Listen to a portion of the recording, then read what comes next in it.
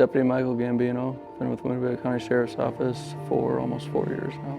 It's March 27th. Deputy Gambino had just gotten on shift. His day started just like every other shift with the Winnebago County Sheriff's Office. Yeah, it was an overtime shift, day shift, 7 to 7. We were actually down in the village of New Milford, which is south of our county, for lunch. And we were finishing up, and we scanned Rockford's radios along with multi other agencies. Deputy Gambino responded to a call after hearing Rockford Police Officers responding to a report of an in-progress stabbing on Holmes Street.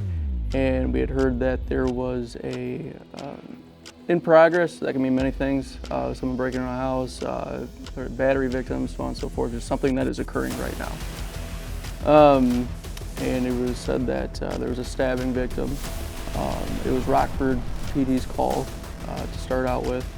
And that was actually part of my area that I was working that day. So I started making my way up there to assist, see if they needed any assistance. As he was en route to the location, dispatch advised there were reports of multiple stabbings throughout the neighborhood, and the suspect was last seen on foot in the area. Then there was a report of another stabbing victim that came out. So I'm like, oh, I better step it up. So I went licensed sirens to the area. And by the time I had gotten there, they had confirmed that 2 citizens were dead by then. So I got into the area and got out of my car. There was already Rockford Police on scene. Was this a busy neighborhood? Were there neighbors outside watching the scene unfold? What's this area like? That neighborhood actually tends to be quite quiet. It's very nice, citizen-held neighborhood. So it was kind of surprising. There are some areas of that neighborhood on the outskirts that we do have problems with time to time, but it is not often that we get calls there. What goes through your mind when you heard there were stabbings? What are you thinking at this point when you get that kind of call? As far as, like, for instance, this incident, the stabbing, okay? At this point, when I was starting to head that way, it was a Rockford call, okay? So we do like to assist when we can. We don't want to get in the way, but we do like to assist if it comes to an event like this, right? Unfortunately, in our area, this does happen a lot. So happens whether it's domestic, okay? People, there's stabbings, okay? There's a battery all the time.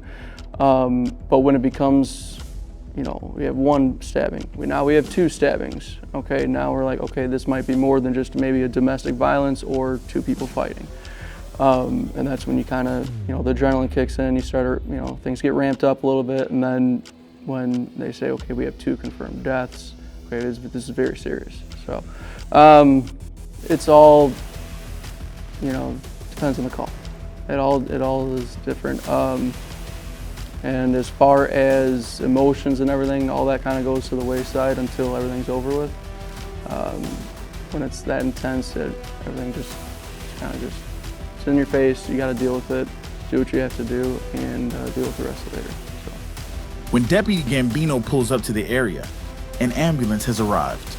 More stabbings were called in for different homes, and it was clear that there were multiple victims and scenes. One ambulance was pulling up as I was, and it was said that the suspect was moving southeast of that direction. So we kind of canvassed the area, got out on foot a little bit, weren't finding anything, and then there's a call for Eggleston Road, which was 2 streets to the east of the original incident.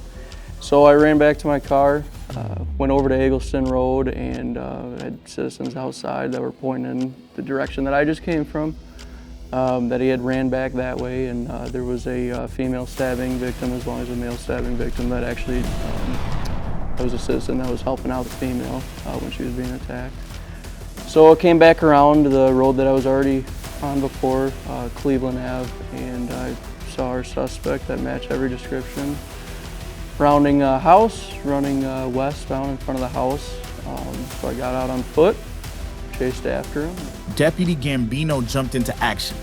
He jumped into his cruiser and started headed in the direction dispatch called out that the suspect had last been seen. Gambino pursued the suspect without hesitation and in the face of imminent danger. Go 1 block east, 1 block east.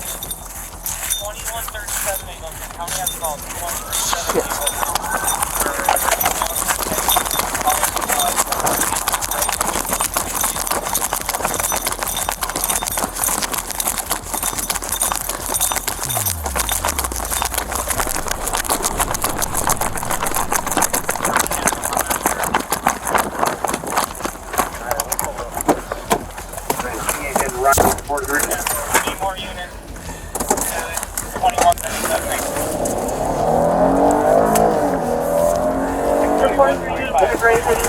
No, cover line 9, not sure which way he went. From Eggleston. Activity over some 2125 running northwest. And right there.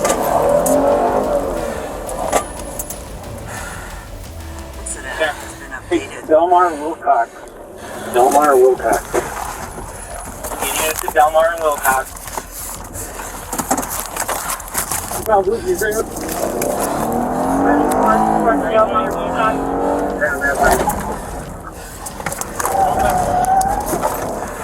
Running westbound. I got on, please. Come from Delmar and Wilcox. Keep on to the lead line, yeah, back lead line. Be advised. I got him running. He's running east. Running east. 4815 Cleveland. He's going south. Stop! Stop! Stop! Show your hands!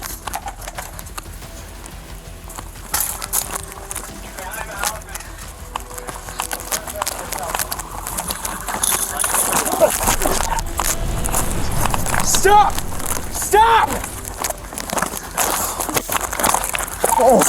Deputy Gambino recounts the moment he exited the vehicle to chase the suspect on foot.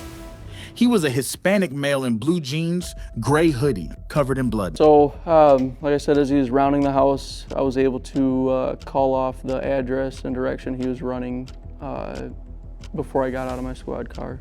And yeah, I was yelling at him to stop multiple times. Told him to show me his hands, he wouldn't. And so he reached the first series of fence, and he put both his hands on the fence, so I was able to see, okay, he doesn't have a weapon in his hand at that point. I was able to put my firearm away at that point because I didn't see a weapon, and I knew that I could probably catch up with him. So we hopped the first fence, and then he started running back westbound, started yelling at him again. And he didn't stop, and by the time we got to the second fence, I was kind of actually able to tackle him while going over the fence. So the incident is over. Other police arrive on scene. How did you finish the rest of shift that day? Yeah, there was actually a Rockford officer that was just seconds behind me, trailing, and there's so many agencies and police officers in the actual area itself, so it did not take long for anybody to get there. So I was able to tell them exactly where I was, and they were there in seconds. So this is my shift in the hospital. So yeah, just minor injuries, very small injuries. So yeah, just wanted to make sure that everything was good. Deputy Gambino sustained injuries to his hand, face, and head in the arrest. His bravery and selfless service to the community represents all that is best in law enforcement. He reflects on what it takes to do the job of police officer. You gotta be calm, cool, collective. 99% of your job. Obviously, there's gonna be moments where things are ramped up, but you have to understand that there are people out there that don't like you, and there are people that do like you, and you just have to be okay with their opinion not mattering. Obviously, when we have citizens, many citizens that do enjoy our presence and like the fact that we do have a sheriff's department or a police department, but when you have people yelling at you, you just brush it off your shoulder. Feel like something new every day. That's the job for you.